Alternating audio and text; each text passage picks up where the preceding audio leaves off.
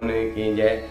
मेरे प्रभु राम, हम सबके श्री राम के इस 65वें संस्करण में आप सभी का हार्दिक अभिनंदन है, हार्दिक स्वागत है। प्रिय मित्रों, आप सबको यह रामचरितमानस का सत्संग बहुत ही सुंदर लग रहा है। इसको लाइक शेयर सब्सक्राइब करके बेल आइकॉन जरूर दबा दे।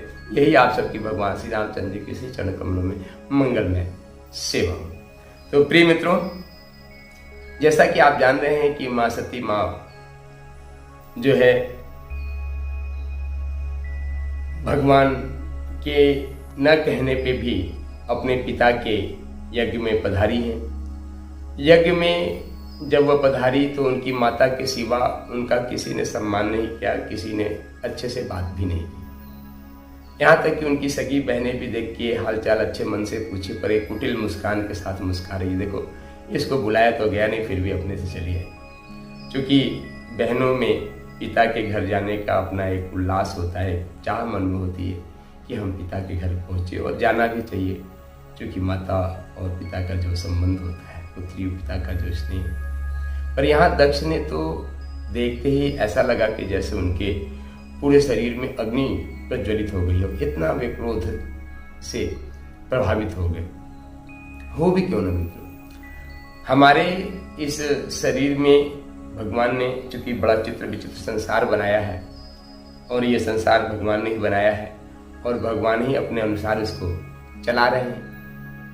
तो हम सबके इस सुंदर शरीर में जो मिट्टी का शरीर बना हुआ है, इसके अंतर्गत अग्नि, वायु, जल और आकाश भरा हुआ है। पृथ्वी तत्व आपको समक्ष दिख रहा है। पर इन्हीं से मिलके मित्रों एक तत्व का निर्माण होता है जिसको अहंकार बोलते हैं, और अहंकार का केंद्र बिंदु हम सबका आज्ञा चक्र है। हम सबका आज्ञा चक्र ये जो है अहंकार तत्व का प्रतीक है। और जब व्यक्ति मित्रों अहंकार जागृत होता है, तब व्यक्ति अपने जीवन का सबसे ज्यादा पतन करता है। क्यों? क्योंकि जैसे ही अहंकार जागता है तो उसकी सबसे बड़ी चीज है कि जो एक मनुष्य होने के नाते हम सबके हृदय में होना चाहिए मानवीय संवेदना, वह मानवीय संवेदना ही खत्म हो जाती है जिस दिन अहंकार हमारे अंदर अच्छे से जागृत है। फिर मानवीय संवेदना नहीं रहेगी। और आज संसार में, संसार की जो गति आप सब देख रहे हैं, उस गति के पीछे यदि कोई एक कारण है मित्रों, वे है अहंकार। बस आज आदमी अपने मद में इतना खोया हुआ है कि उसको कुछ अपने को छोड़ के संसार में क्या हो रहा है उसे कोई मतलब भी नहीं है, और कुछ वह देखना भी नहीं चाहता। यही अहंकार की सबसे पहली पहचान। दूसरी पहचान है मित्रों अहंकार की कि जैसे ही अहंकार जागृत होता है हमारे हृदय में, तो सबसे पहले सही और गलत का विवेक जो है वे जागृत रहता है। सिर्फ हम सही हैं, हम जो कर रहे हैं उतना ही सही है, यही उस व्यक्ति के हृदय में और विवेक में जागृत होता है। और इसी विवेक से फिर काम है, क्रोध है, लोभ है, मोह है, मद है और मत्सर है, ये खटी रूप में पैदा होते हैं उस अहंकार के बीज से। और उसके बाद फिर जितना भी है, ईर्ष्या है, दोष है, जितनी भी दुष्प्रवृत्तियां पैदा होती हैं, वह इसी अहंकार के बीज रूप के नाती पोता है। और मित्रों, आज संसार में आप सबको जो भी समस्या दिख रही होगी, यह सारी समस्या सिर्फ और सिर्फ हमारे इसी अहंकार के कारण पैदा है। क्योंकि भगवान ने यह जो सुंदर जितना शरीर बनाया है, यदि इसमें अहंकार का बीजारोपण नहीं हो तो क्या करना चाहिए, क्या नहीं करना चाहिए, हर व्यक्ति का सम्मान करना चाहिए। वे चाहे गरीब हो, अमीर हो, जिस हाल में भी हो, व्यक्ति का सम्मान करना यही मानवीय संवेदना है। यथा सामर्थ्य लोगों की मदद करना चाहिए, यह हमारा विवेक कहता है। पर यह सब कुछ हम नहीं कर पाते। क्यों? क्योंकि अहंकार के कारण हम इतना लोभ में ग्रसित हो गए हैं कि हमारे पास करोड़ों रुपए है, पर जब हम किसी को कुछ देने के लिए हाथ बढ़ता है तो हाथ खींच लेते। नहीं, अभी तो मुझे यहाँ जरूरत है, यहाँ जरूरत है। इतनी अब जरूरतें खुद की समझ में आती है कि सामने वाले की मूलभूत आवश्यकताओं को भी हम नगण्य मान लेते हैं। यही अहंकार का। अब आपके मन में एक प्रश्न आ रहा है, पता नहीं आ रहा है कि नहीं आ रहा है, कि अहंकार ही यदि सभी समस्याओं का मूल है तो इस अहंकार का शमन कैसे किया जा सकता है?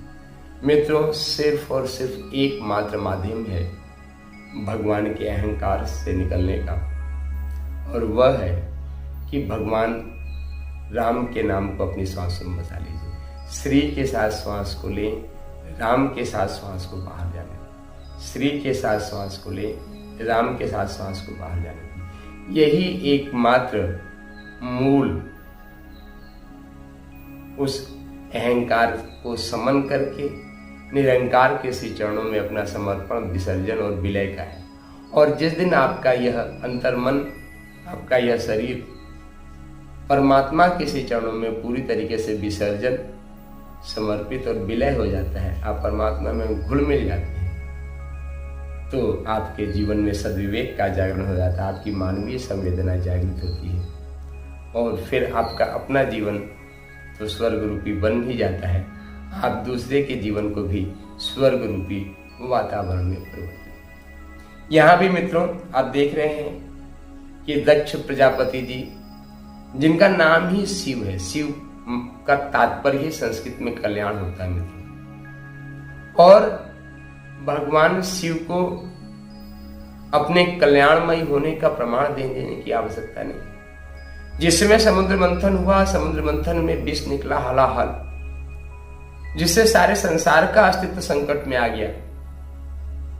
भगवान शिव ने, जो कल्याण के स्वरूप है, देवादिदेव महादेव, सबके कल्याण के लिए उस हलाहल विष को भी पी के अपने गले में रोक लिया। क्योंकि गले के नीचे जाता तो उनका अपना जीवन भी खतरे में पड़ जाता। गले में आज तक रोक के रखी हुई, इसलिए उनका एक नाम नीलकंठ पड़ गया, क्योंकि वह विष नीला था। नीलकंठ भगवान ने लोक कल्याण की भावना से उस विष को पान करे, और उस देवादिदेव महादेव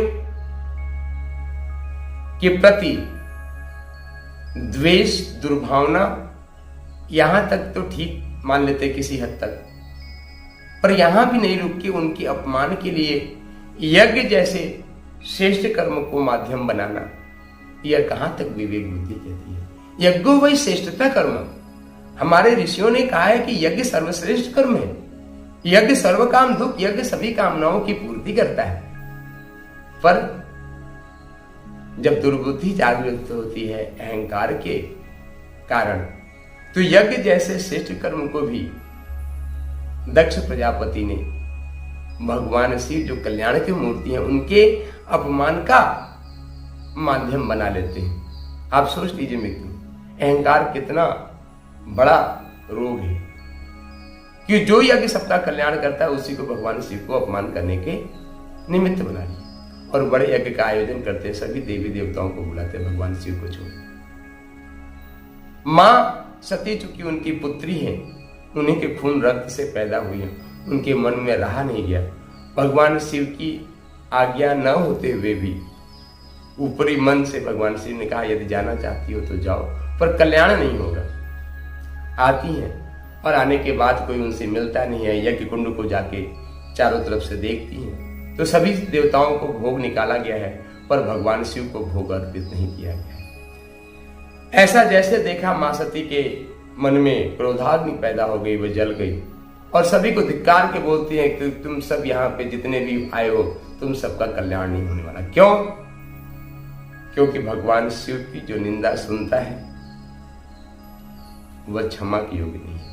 यहाँ पे शास्त्र मर्यादा बताती है कि दो ही मर्यादा होती है, या तो कोई व्यक्ति भगवान शिव की निंदा करता है तो पूरी सामर्थ्य के साथ उसका प्रतिवाद करे, और यदि प्रतिवाद करने की सामर्थ्य नहीं होती है तो वहां से भाग जाओ, पर वहां उपस्थित नहीं रहो, क्योंकि वहां भगवान शिव की निंदा हो रही है। और यही मर्यादा आज भी पालन होनी चाहिए। आप जिसको इष्ट मानते हैं, आप जिसको अपना गुरु मानते हैं, आप अपने जिसको परमात्मा मानते हैं, आप अपना सर्वस्व मानते हैं, यदि उसका कहीं पे अपमान हो रहा है तो आपको यथा सामर्थ्य प्रतिवाद करना चाहिए।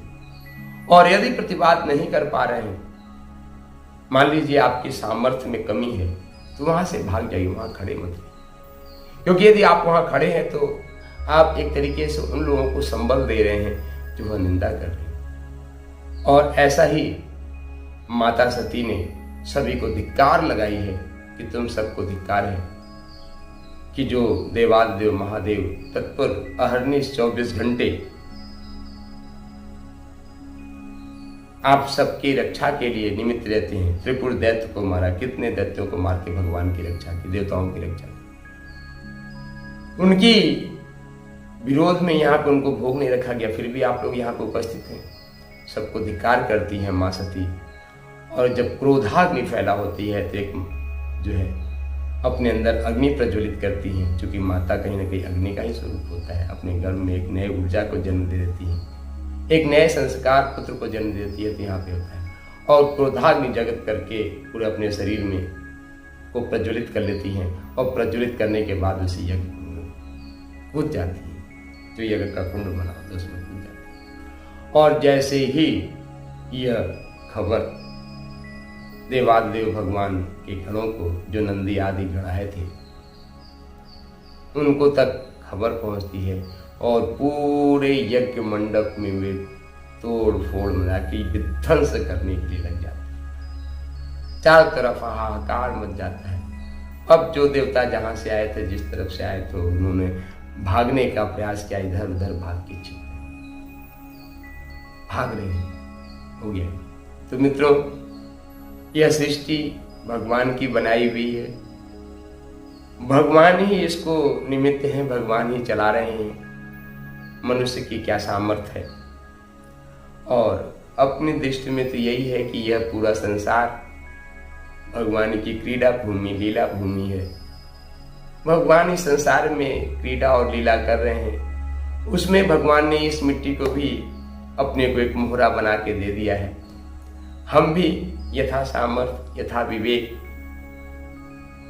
हम भी इस क्रीड़ा भूमि में, लीला भूमि में आनंद ले रहे हैं। हम भी अहर्निश आनंद ही ले रहे हैं। क्यों? क्योंकि ऐसे सद्गुरुदेव भगवान पंडित श्री राम शर्मा आचार्य गायत्री परिवार के संस्थापक भगवान, हम सबके सद्गुरुदेव हनुमान जी के ही श्री चरणों में इस दास का सर्वस्व समर्पण, विसर्जन और विलय। समर्पण तो यही हो गया था, विसर्जन और विलय श्री हनुमान जी के श्री चरणों में। समर्पण तो पंडित श्री राम शर्मा आचार्य जी के चरणों में ही बहुत पहले कर दिया था, कार्तिक पूर्णिमा की उस मंगलमय बेला में। विसर्जन और विलय हनुमान जी के चरणों में कर दिया।